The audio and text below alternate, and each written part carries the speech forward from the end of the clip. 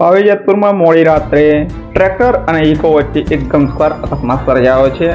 રાષ્ટ્રીય પેટ્રોલ પંપની નજીક આ ઘટના બની હતી, જેમાં ઇકો ગાડીના કુચ્ચે કુચ્ચા ઉડી ગયા હતા.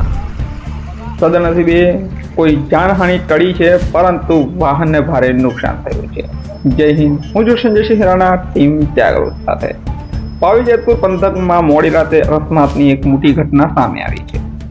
રાષ્ટ્રીય પેટ્રોલ પંપ પાસે ટ્રેક્ટર અને ઇકો ગાડી વચ્ચે જોરદાર ટક્કર થઈ હતી. આ અકસ્માત એક તો ગંભીર હતો કે ઇકો ગાડીને વ્યાપક નુકસાન થયું છે.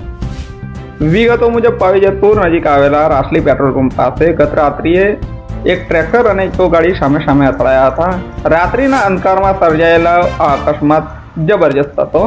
અકસ્માતમાં ઇકો ગાડીનો આગળનો ભાગ સંપૂર્ણપણે દબાઈ ગયો છે અને ગાડીને ભારે નુકસાન થયું છે.